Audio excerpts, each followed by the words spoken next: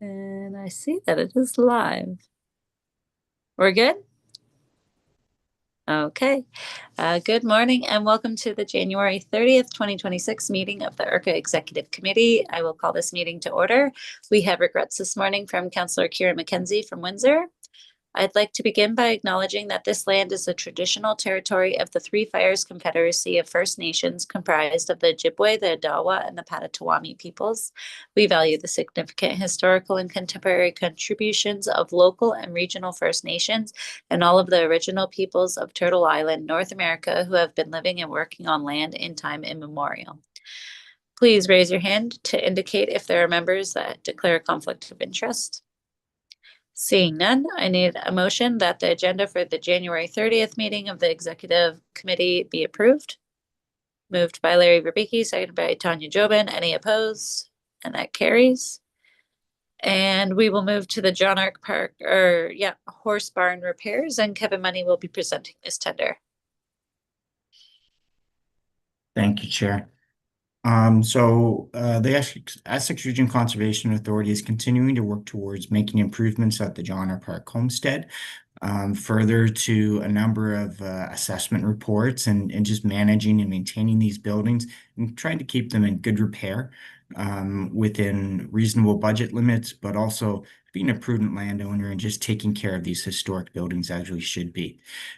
So given that, the Conservation Authority is moving forward with structural repairs to the White Horse Barn and will be awarding tenders today.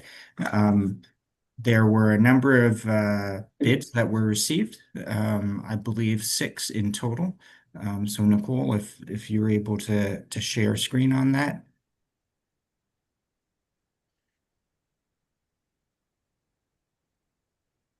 Thank you.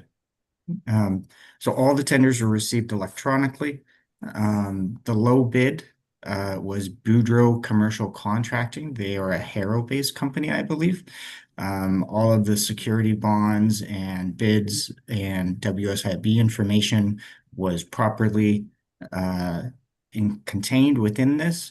And all of the bids especially have been provided to the engineering firm for final review before approval. And the recommendation is there before you, Chair.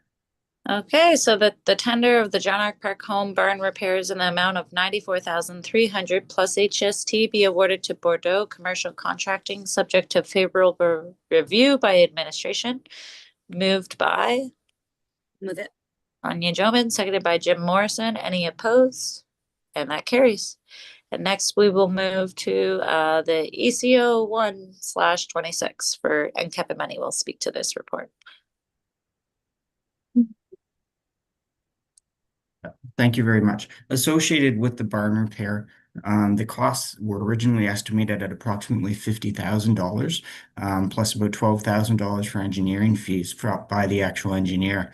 The engineer is a Guelph-based engineering firm that actually specializes in the restoration of historic buildings, which is why we picked them. Unfortunately, their estimates were off, and the associated costs that we had set aside through fundraising with our foundation and a set reserve were too low. So this report would, if approved, would free up the additional resources required to pay for all the repairs on the White Barn. Thank you. All right, and that administration be directed to transfer $65,000 from the Civic Center Suite Reserve to the JRPH Horse Barn Repair to Remediation Project as described herein. Okay, moved by Tanya Jobin, seconded by Jim Morrison. Any opposed? And that carries. All right, and back to Kevin. Thank you, Chair. Further that the next report, which is EC 0226, has to do with restoration materials.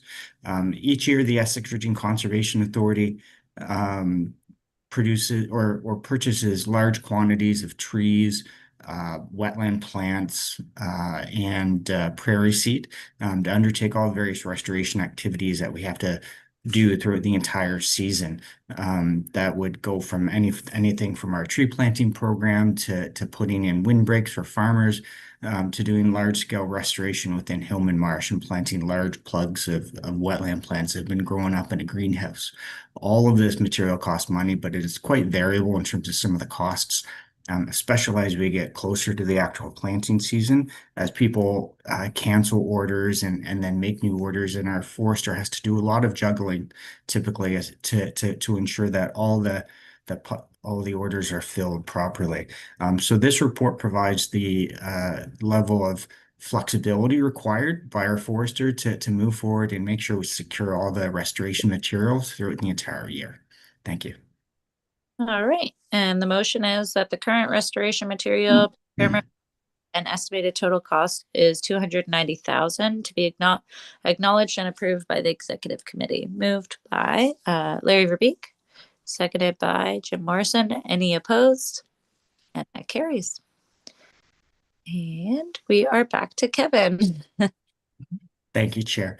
So the final report today is ECO 326. It is regarding the purchase of a herbicide, and that herbicide is used for hydrilla. Hydrilla is an invasive species. Similar to last year, the actual herbicide is only produced in the United States. And there's only one supplier of this herbicide. So there's only one way of treating this invasive plant in Canada. It is registered through the federal and provincial system to be used in Canada, but there's only one supplier, and it's a US-based company called CPRO. We are working in collaboration with the Ministry of Forestry and as well as the Invasive Species Council for Ontario, who together are combining to pay for all of the expenses associated with this project. This is phase one. So because the cost of the herbicide is very high, we're actually buying the herbicide directly rather than using a herbicide distributor or an actual person that sprays the herbicide. It avoids any type of a markup opportunity by a third party. So what's proposed before you is to move forward with the purchase of CPRO as a sole source supplier of this herbicide so that we can implement the actual spraying to probably in July of this year. There will be a separate board report coming forward at some point in the next few months as it relates to selecting an actual applicator, a licensed applicator to actually use the herbicide, typically done using an airboat. And that will occur in the next few months. So this committee will see that report at some time in the future. This is the second year of this application, and as well the bulk purchase of this material.